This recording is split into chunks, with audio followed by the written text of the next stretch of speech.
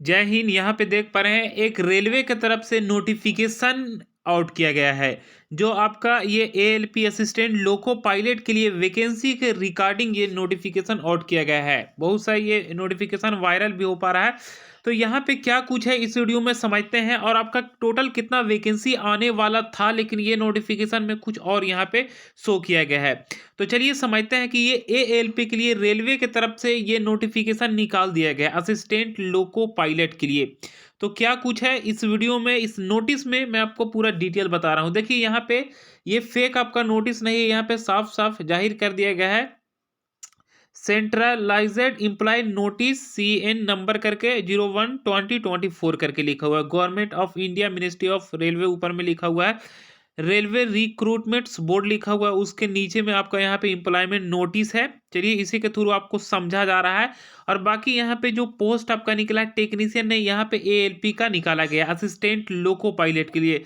और यहाँ पे आपका जो इंग्लिश में बातें लिखा गया है कि इनवाइट किया जा रहा है सभी योग्य उम्मीदवारों के लिए जो ITI होल्डर है वो इसमें अप्लीकेबल है, आप अप्लाई कर सकते हैं। इसमें ये बातें इंग्लिश में लिखा गया है। देन उसके बाद यहाँ पे अब यहाँ पे और भी कुछ है डिटेल कि आपको ऑनलाइन कब से कब तक शुरू होगा। यानी कल से आपका आवेदन शुरू हो जाएगा। आज 19 जनवरी है, तो कल आपका 20 जनवरी से आपका ऑनलाइन शुरू हो जाएगा। 20 जनवरी से स्टार्टिंग ऑनलाइन शुरू है, और उसके बाद क्लोजिंग डेट, इसका अंतिम तारीख है ये आवेदन करने का, वो आपका 19 फरवरी तक है। 20 जनवरी से 19 फरवरी तक सभी योग्य उम्मीदवारों आवेदन कर सकेंगे। इसमें मैं आपको बता दूं कि इसमें कौन सा पोस्ट है, तो असिस्टेंट लोको पायलट के लिए है ये पोस्ट निकाला गया है, और जिसे शॉर्ट फॉर्म में एएलपी बोला जाता है। और इसका पे लेवल इन 7th पे CPC के अनुसार आपका लेवल 2 में आपका है। और देन उसके बाद यहाँ पे आपका NCA पे जो आपका बेसिक है वो आपको 19,900 रुपये मिलेगा। तो आपका इतना तो नहीं मिलेगा, इससे अधिक मिलेगा क्योंकि विद अलाउंस रहेगा। उसके बाद यहाँ पे लिखा गया है मेडिकल स्टैंडर्ड, यहाँ A1 बिल्कुल ही आपका A1 मेडिकल स्टैंडर्ड होना चाहिए। क्योंकि इसमें रेलवे में होता है ना, खास करके आई जो होना चाहिए वो बिल्कुल ही A1 एकदम होना चाहिए, आई एकदम ठीक होना चाहिए। मेरे भाई हैं इसमें रेलवे में, जो आपका पिछली बार वैकेंसी एएलपी का आया था उसी में सिलेक्ट हुए थे।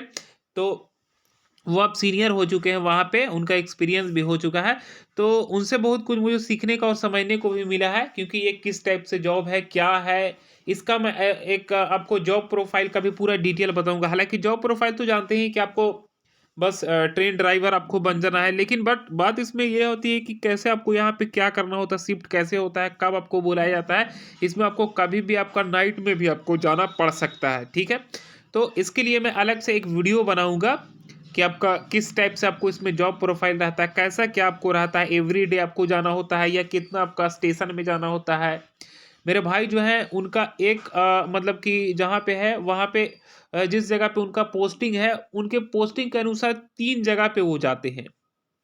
3 जगह पे मतलब कि जहाँ पे उनका झांसी में पोस्टिंग है वो 3 जगह पे जाते हैं। एक सागर जाते हैं, एक शायद आगरा जाते हैं, और एक आपका ध्यान में नहीं है मुझे, लेकिन ये 3 जगह पे जाते हैं। और ये 3 जगह में वो जो जाते हैं ड्यूटी में, तो उस दौरान उनका मतलब कि कभी भी वहाँ पे बुलाया जाता है। उनको 1-2 दिन पहले से पता रहता है, और 2-4 घंटा पहले से कॉल आया था। मतलब 1 साल पहले मैं उनके पास गया था। एक 1 साल नहीं, 2 साल हो गया, करीबन 2 अढ़ाई साल हो गया, तब के बारे में मैं आपको बता रहा हूँ। 2-3 घंटा पहले कॉल आता था उनको, उस वक़्त जाना पड़ता था।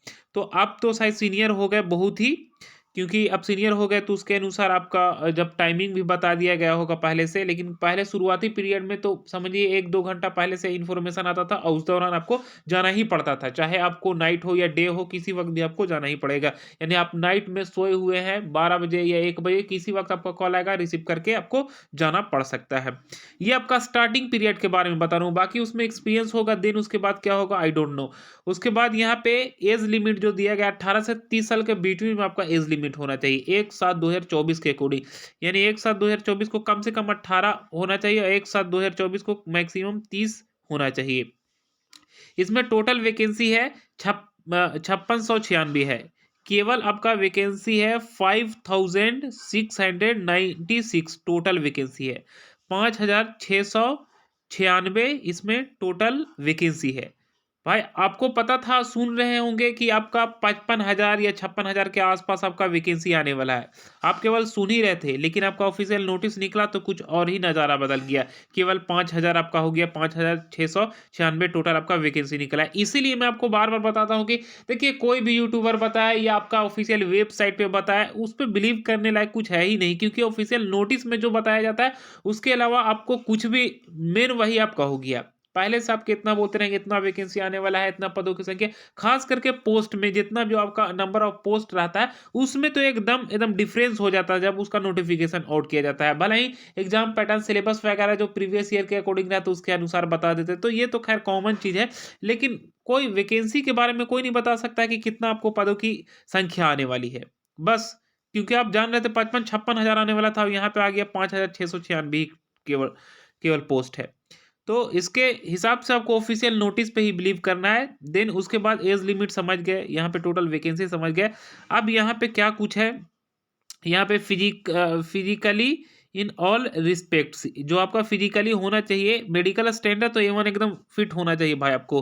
फर्स्ट में यहाँ आई के बारे में विजन स्टैंडर्ड में लिखा गया डिस्टेंट विजन 6/6, डिस्टेंट विजन 6/6 होना चाहिए। और यहाँ पे दूसरा में 6/6 without glass with fogging test, जो आपका विदाउट ग्लास 6/6 होना चाहिए। Must not accept +2D, not accept होगा +2D में, ठीक है। देन उसके बाद सेकंड में आपका है नेवर विजन SN 0.6 और 0.6 विदाउट ग्लासेस। यहाँ पे न्यू विजन में आपका हो गया यहाँ पे 0.6 और विदाउट ग्लासेस 0.6, ठीक है। नेक्स्ट यहाँ पे है must pass let's for colour vision, binocular vision, field of vision, night vision, मेसोपोकी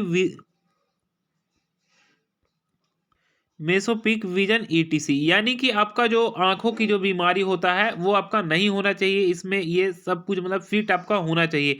और खास करके इसमें जो होता है आई एकदम A1 होना चाहिए, क्योंकि आपको आई ही देखना है भाई, आपको कलर के हिसाब से आपको पहचाना है। रेड जलने लगा तो गाड़ी को रोक देना है, ग्रीन वहाँ पे आपका झंडी दिखलाया जा रहा है तो स्पीड में लेके जाना है। तो ये आपका इसीलिए A1 इसमें स्टैंडर्ड, मेडिकल स्टैंडर्ड मांगा जाता है, खास करके आई में, ठीक है। तो ये आपको ध्यान रखना है। देन उसके बाद यहाँ पे आपका एसेंशियल क्वालिफिकेशन की बात कर लिया जाए तो आपको इतना समझ लेना है कि मैट्रिक के साथ आपका ITI होना चाहिए, यानी मैट्रिक विथ ITI होना चाहिए, ITI आपका होना चाहिए।